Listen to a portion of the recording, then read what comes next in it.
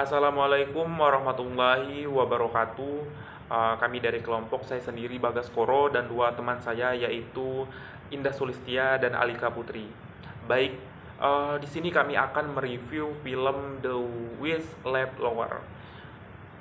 Film The Whistleblower adalah film trailer dan drama politik yang memukau tentang seorang polisi wanita Amerika yang bekerja untuk pasukan penjaga perdamaian PBB di Bosnia yang memerangi jaringan perdagangan seks dan korupsi.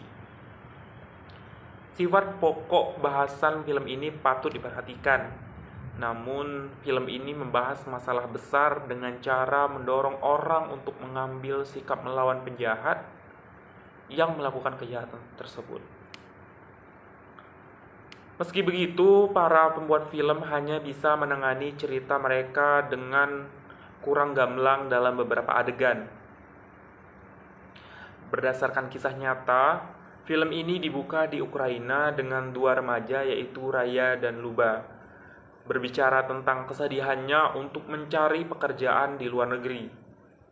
Dipotong ke Kati Bolkovac, seorang polisi wanita yang bercerai di Nebraska, yang diperankan oleh Rachel Weisz, memutuskan untuk mengambil pekerjaan yang menguntungkan sebagai petugas polisi di Bosnia pada tahun 1999, sehingga dia dapat membantu menafkahi dia dan anak-anak mantan suami.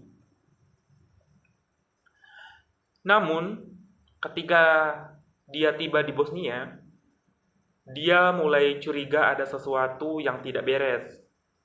Kekhawatirannya terkonfirmasi saat dia bertemu Raya dan Luba yang melarikan diri dari bar kumuh yang dikelola oleh pedagang seks.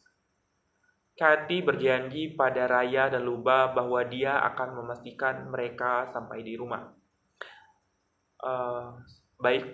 Selanjutnya akan dilanjutkan oleh rekan saya yaitu Indah Sulistia.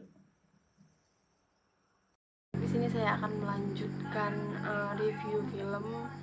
Sebelumnya sudah dijelaskan oleh rekan saya yaitu Bagus Guru. Di sini saya akan melanjutkan tentang review tersebut, yang mana janji itu ternyata lebih mudah diucapkan daripada dilakukan ketika dia dan rekan polisinya Viko harus berpisah. Sementara Viko mengantar gadis-gadis itu ke rumah persembunyian untuk mendapatkan perlindungan para pedagang seks menyerang Van. Viko memikulnya dan menculik gadis-gadis itu. Kemudian Kati memulai pencarian putus asa untuk menemukan Raya, tetapi dia mengetahui bahwa anggota kepolisian, termasuk orang Amerika sombong yang diperankan oleh David Hewlett dari Stargate Atlantis di TV, adalah bagian dari perdagangan seks. Semakin jauh dia menyelidiki, semakin banyak korupsi, ketidakpedulian, dan perlawanan yang ditemui. Kemudian The Whistleblower merupakan dakwaan yang menjanjikan atas lemahnya upaya internasional dalam upaya menghentikan momok perdagangan manusia.